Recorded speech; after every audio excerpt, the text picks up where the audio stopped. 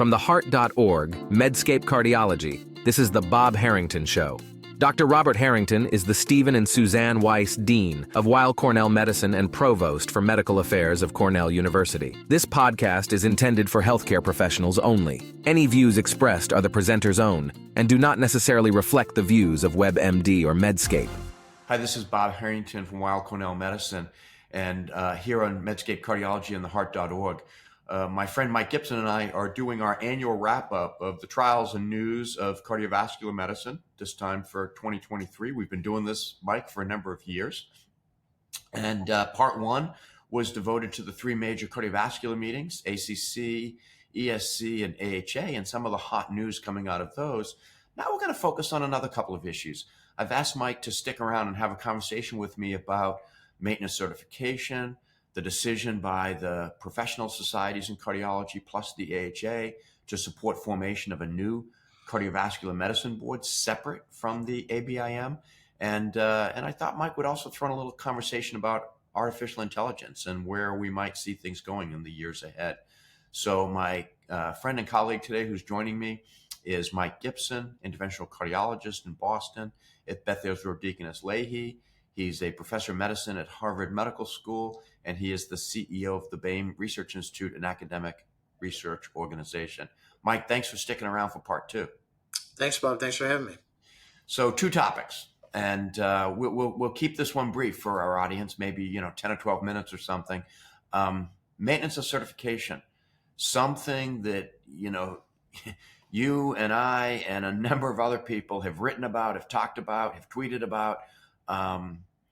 This is something that annoys cardiologists, not necessarily because they don't want to have continuing education. They do. We do as a community. They don't like the method in which it's administered. You want to comment? We all want to be educated.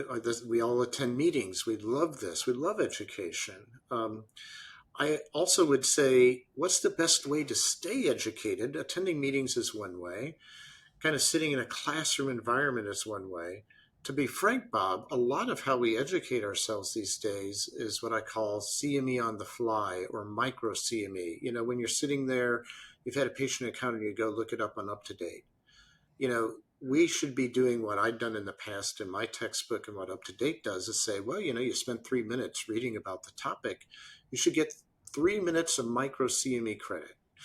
And, what we had done, obviously, Paul Tierstein, myself and a few other people had created the NBPAS, National Board of Physicians and Surgeons, a few years ago to say, we're already doing education. That meets every state's criteria.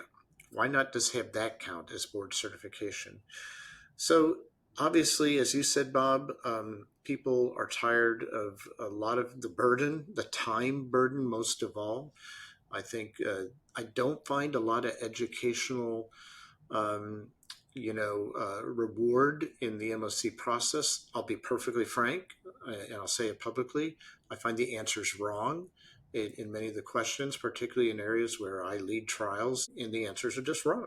And I just frankly think it's really unethical to have 12 to 15% of the workforce lose their privileges because they didn't pass a multiple choice test where I don't agree with the answers. The looking for alternatives piece is a critical one, that everybody knows that we need lifelong learning. I think all of us as professionals would agree to that. The question is, what's the best method?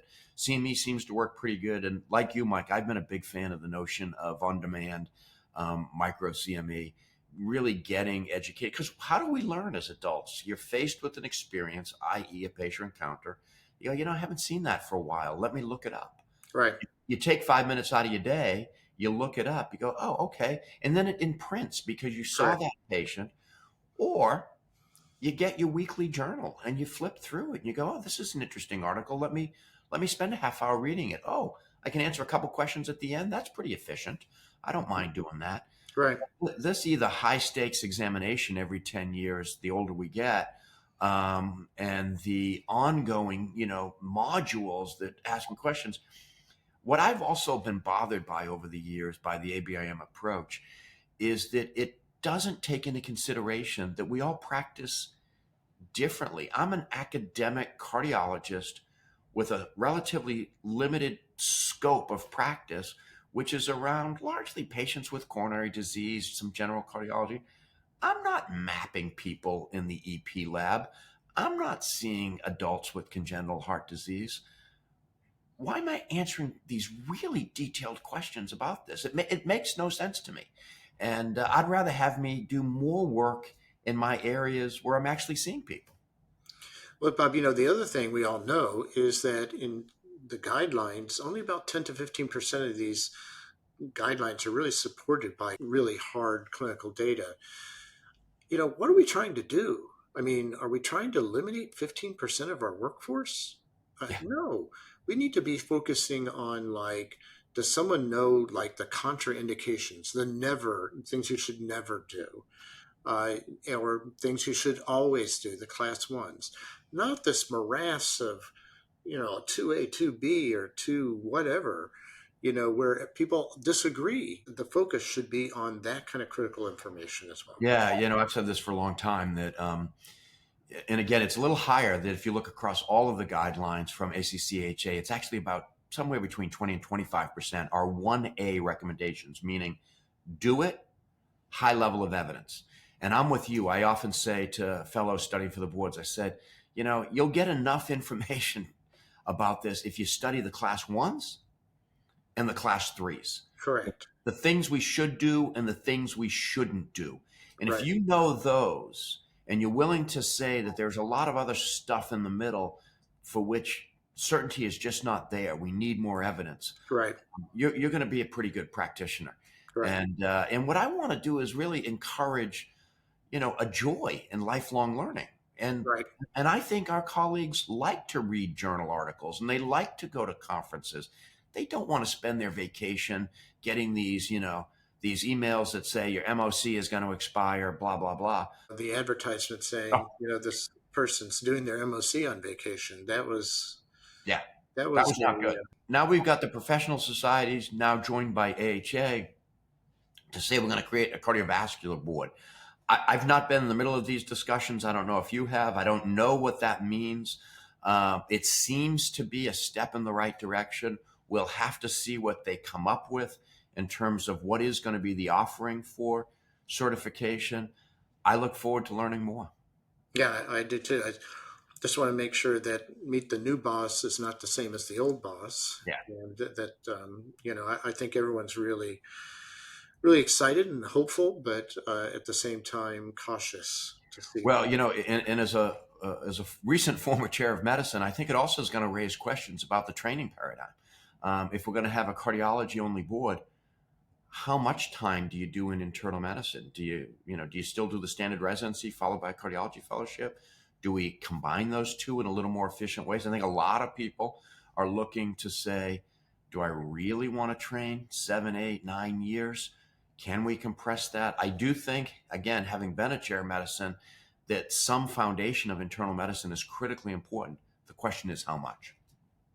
Yeah, I agree, Bob. Obviously, I think we need to back the whole truck way up into college and just get to 6-year programs, either with college and medical school or even 4 years. Just go straight to medical school or something. We've got to cut it down. People can't stay in $300,000 or $400,000 in debt until they're in their mid-30s or almost 40. Yeah, we've got to find a better way of doing this. Yeah, and now that I'm in my new role, hopefully we'll be exploring some of these new ways of doing things. Yep. Mike, I want to close just a couple minutes. Hot topic. We've talked about it in the past. Artificial intelligence. It's going to change the way we do clinical medicine. It's going to change the way we do research. It's going to change the way we educate. It's going to change the way we do the business of medicine. Some amazing stuff I've seen this year, with ChatGPT. What's that? What role's that going to play? We saw at AHA, I chaired a session where Bill Abraham from Ohio State presented some data on how AI could detect changes in your perturbations in your voice, exacerbations of heart failure. I mean, some pretty interesting stuff. Very interesting stuff. Let me take a little bit of a skeptical note or role here, Bob. I think a little bit of it's overhyped. I mean, I do research in this area. I have to say, when it comes to risk prediction, yeah, we had a little bit better area under the curve, we're talking 0.75 instead of 0.71. 0.71 for traditional logistic regression, 0.75 for fancy superlearner AI models of predicting risk in VTE and ACS. So some, but advanced, but I think it was nominal. I think on the imaging side, it's pretty exciting. Although I have to say, there's a lot of editing of the AI analyses that instead of taking just a minute or two, it really is going to take you 20 minutes. So I don't think it's going to be that huge. And on the chat GPT side, it's very eloquent, but sometimes it's right and sometimes it's just wrong. And it hallucinates, doesn't it? It does hallucinate, So I think it'll be interesting to see how it unfolds. Yeah, and certainly don't accept my enthusiasm as a lack of skepticism. Right. As you know, you and I are both professional skeptics. We're clinical trialists. Right. And what I want to see is more and more hardcore clinical investigation into how do these tools add. I do think that they're going to add, but I think for those of us in the research community, it's incumbent upon us to really say, how do we study these things to see what kind of value they add? Well, when you say study, the part of the problem is there's a little bit of a black box problem there, and it's hard to look under the hood. The other thing is, AI and ML gives you a point estimate. Here's my prediction. That's not really how the world works. We're doing more Bayesian neural network analyses where we're giving you a confidence interval around that prediction. The other thing we're doing is saying, well, I'm not going to predict the outcome 5 years from now. If you were someone on an anticoagulant, you haven't bled so far, you're a different patient. And every time you're a different patient if you haven't bled. You've passed your bleeding stress test. So you need to alter your predictions iteratively.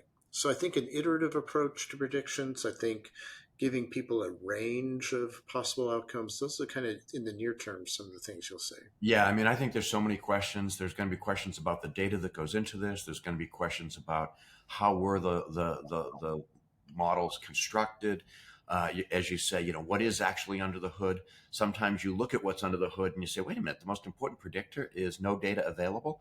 Well, that's not how clinicians think. Or if it's a melanoma thing saying this thing predicts your risk of death from melanoma, turned out if there's a picture of a ruler next to the melanoma, that's what drove the prediction. So we're going to have to figure that out. We're going to have to figure out the bias of the data coming from one place, not from the other. One of the more interesting papers I've seen the last few years was one out of Stanford, which actually said that there's a number of states in this country that contributed nothing to the data that was being used for the creation of some of these imaging AI studies. Well, guess what? It was largely states in the Southeast, and guess what? Different patient population than the rest. So there's clearly a lot to do, but I got to tell you, Mike, I do remain excited. I'm excited, but cautiously excited. Yeah. All right, Mike, thank you for, we've been through a whirlwind here. We've talked first off about all the clinical studies over the year. Now we've hit two newsworthy policy raising issues of both artificial intelligence and certification of cardiologists. So my good friend, Mike Gibson, joining me here on Medscape Cardiology and theheart.org. Happy New Year, everyone, and we'll see you back, Mike and I, in 2024.